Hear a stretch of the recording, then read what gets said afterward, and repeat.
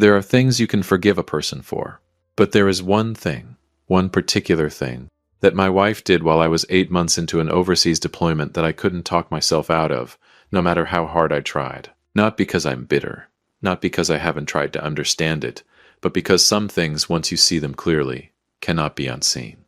My name is Steve Bennett. I'm 39 years old, and this is the story of what I came home to, and what I did about it. I've been back on American soil for exactly 4 hours, and I'm sitting in the back seat of my father's 1998 Ford Crown Victoria in a Walmart parking lot, on Marcia Sharp Freeway, with my bags, holding my mother while she cries into my shoulder.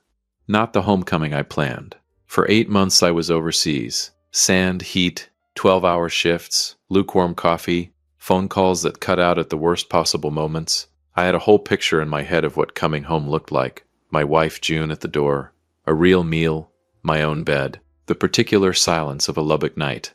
Instead, I'm here, in a parking lot. How does a man even begin to process this? My father is sitting upright in the driver's seat, staring at the parking lot like he's solving a math problem nobody asked him to solve. My mother had been asleep against the passenger window until I climbed in and woke her without meaning to. Eleanor's photograph, cracked frame, smoke-darkened edges, is sitting on the dashboard like a passenger, like a saint on a broken altar. I've been in combat zones. I've seen things that don't leave you, but nothing prepared me for the sight of my parents living out of a Crown Victoria in a Walmart parking lot. Stick with me, because this one will take you somewhere. Drop a comment and let me know where you're tuning in from. Hit that like button and make sure you're subscribed. Trust me, you're going to love it here. Now back to my parents. My father, Peter Bennett, 74 years old. 30 years as a mechanic, cracked knuckles. He and my mother, Margaret, 69, have been married for 41 years. Margaret spent her career as a school cafeteria supervisor, and her life as the woman who remembered every birthday in the church directory, brought casseroles to neighbors she barely knew, and hand-stitched June and me a wedding quilt over 3 months of quiet evenings. When June received it, she said, "Oh, how sweet," and put it in a closet. And then there's Eleanor, my little sister. 24 years old when a drunk driver ran a red light on University Avenue on a rainy October night and took her life in an instant. She was driving home from a study group. She was going to be a nurse. That was 6 years ago. Mom still keeps Eleanor's school portrait on the mantle. Every Thanksgiving, she sets Eleanor's place at the table, not as a performance, just because she cannot bring herself not to. I carry a copy of that same photograph in my breast pocket on deployment, over my heart, where I keep the things that remind me why I'm there.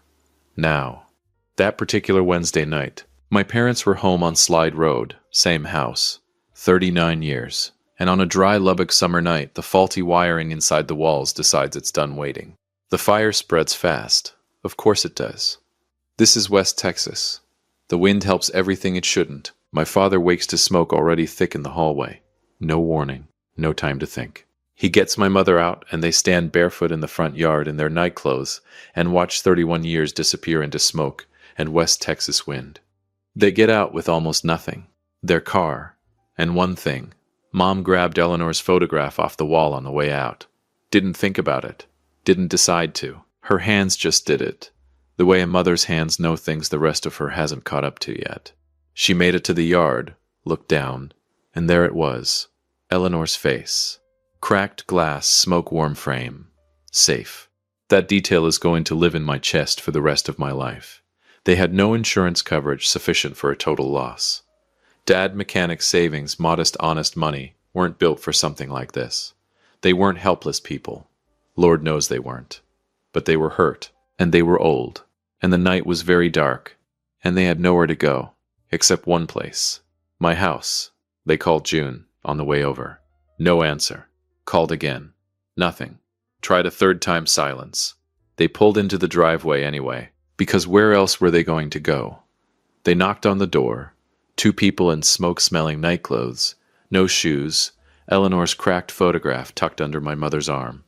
June opened the door.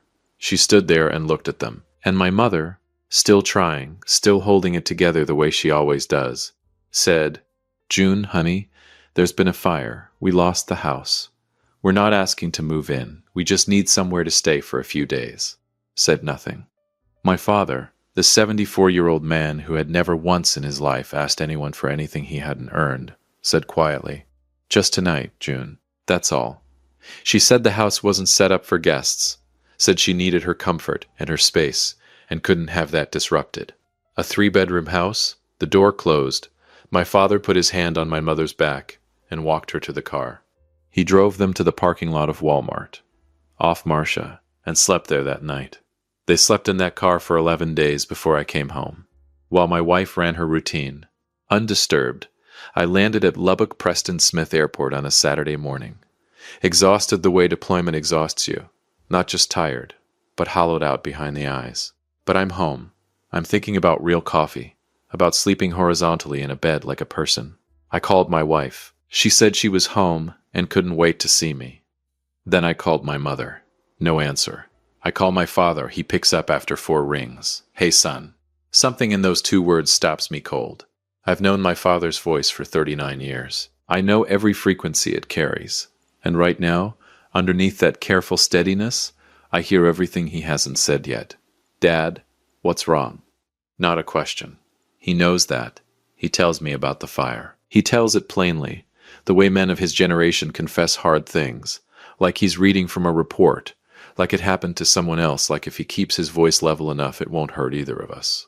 I'm standing in baggage claim, duffel at my feet, drawing glances from strangers, and I'm asking where they've been staying, and he goes quiet, and I say, "Dad, your mother called June," and a pause, the kind that's worse than any words. June said it wasn't a good time. I stood very still for about 10 seconds. A couple walked past me with a stroller. A kid in an Astros hat pointed at me and his mother shushed him. The baggage carousel turned and turned and turned. This cannot be what actually happened. "Dad, where are you right now?" "Walmart, off Marcia Sharp." "Stay there."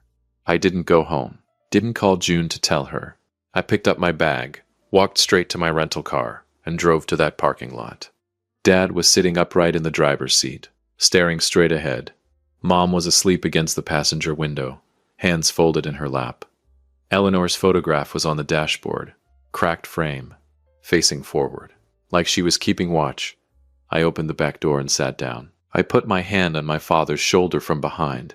He reached up without turning around and covered my hand with both of his. We didn't say a word. Mom woke slowly. She turned. She saw me, bags under my eyes, fresh off a plane. "Come straight here," and she covered her mouth with both hands. Her shoulders shook and she didn't make a sound, which is somehow so much worse than crying out loud.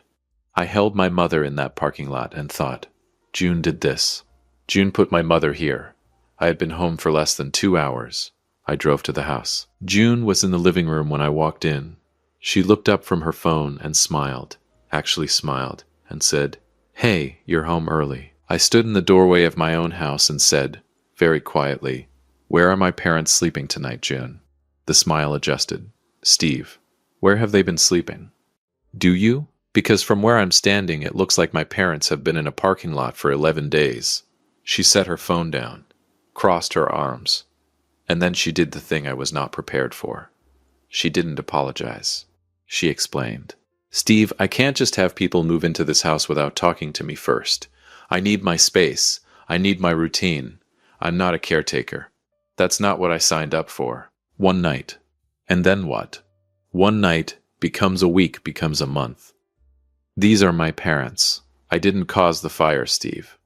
No, you just left them in a parking lot." She looked at the wall, then back at me. Then she said the line that ended my marriage, though I didn't file the paperwork for another few weeks. "They've had their lives, Steve. I can't be burdened with other people's problems. They're not my parents. They're not my parents. The woman who ate my mother's peach cobbler. The woman my father walked to her car every single time, waiting at the door until her headlights disappeared down the road. The woman who received a hand-stitched quilt that took 3 months to make and called it sweet and put it in a closet. They're not my parents. I went back to the parking lot, helped my parents collect everything they owned in the world, 2 grocery bags. I drove them to my house, T, set up the guest room that had never once hosted a single guest in 4 years of marriage, and made chicken and rice soup from the recipe my mother taught me when I was 12. I told them to make themselves at home. The next 10 days in that house were a masterclass in psychological warfare. My mother woke at 6 every morning and tried to be invisible. She folded her laundry with the precision of a Swiss watchmaker. She apologized for things that required no apology. "Sorry for using the bathroom," she said once, and I had to leave the room. She kept Eleanor's photograph on the nightstand, and I'd sometimes walk past the guest room at night and see the light still on. My father said almost nothing. He sat on the back porch every morning with his coffee, jaw tight, eyes somewhere far away. Every time June entered a room, I watched that jaw tighten another half degree. June, meanwhile, had perfected the art of visible suffering. Loud sighs when the TV was on. Pointed comments dressed as observations. "Oh, someone used the good towels, that's fine." Delivered to the ceiling while looking at everyone. 3 to 4 hours a day in the bedroom with the door shut, emerging with the expression of someone enduring a natural disaster with extraordinary grace.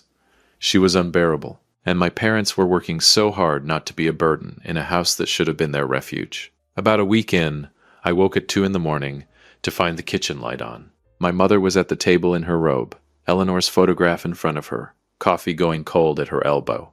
I sat across from her, made myself a cup, didn't ask, just sat. After a while she said softly, she would have been 30 this year. "Eleanor, can you imagine her at 30? Honestly, terrifying," I said. She would have been running something, or leading a protest, probably both simultaneously. Mom laughed. A real one, the kind I hadn't heard since I'd been home. Then she touched the edge of the photograph and the laugh faded quietly, and she said, "She used to say family was the only thing worth going to war for. The Lubbock sky at 2 in the morning is something else entirely. Stars enormous, horizon flat and wide, nothing between you and all of it but air. Somehow that makes everything both bigger and more manageable at the same time." I went back inside knowing exactly what I had to do. I just needed to do it right. If you have been listening for a while, do us one quick favor. Subscribe, hit the like button while you're at it, and share your thoughts in the comments. 3 days later, I sat June down. No yelling. I was done with yelling. Yelling felt like giving her something, and I was done giving her things. I sat across from her at the kitchen table, and I spoke the way you speak when the decision is already made and the conversation is just a formality. "I'm not asking you to have been perfect," I said. "I'm not asking you to be someone you're not. But June, my parents loved you, and when they had nowhere to go, you closed the door of my house on them." She started to speak. I kept going. "I've tried to find the version of this where I move past it. I've looked hard. It isn't there, because I don't just know what you did. I know what it means, and I can't unknow that. So you're choosing them," she said. Flat. Precise. "Over your wife. Over your marriage." "Yeah," I said. "I am. You'll regret this." "Maybe," I said. "But not today." I looked at her one last time and said, "You should have just opened the door, June. That's the whole thing. That's all it ever was. You just should have opened the door." I filed for divorce 12 days later. I found my parents a rental on Frankfurt Avenue. Single story, covered porch, yard with room enough for a garden. Nothing fancy. The kind of house that becomes a home fast when the right people live in it. I paid for it. I say it because choosing your family sometimes has a number attached to it, and you pay it without blinking. Mom planted marigolds along the fence line, exactly the way she always did on Slide Road. Dad found a neighbor 2 houses down with a bad transmission and spent a Saturday under his truck in the driveway. When I asked if the neighbor was paying him, he looked at me like I'd spoken in a foreign language. Some people just are who they are. On a Saturday afternoon, about a month in, I helped Dad hang Eleanor's photograph above the fireplace. New frame, simple wood, clean. We'd retired the cracked one, though Mom placed it in a bedroom drawer rather than throw it away. I didn't say anything. I understood. Dad stood with his hands in his pockets and said quietly, "There she is."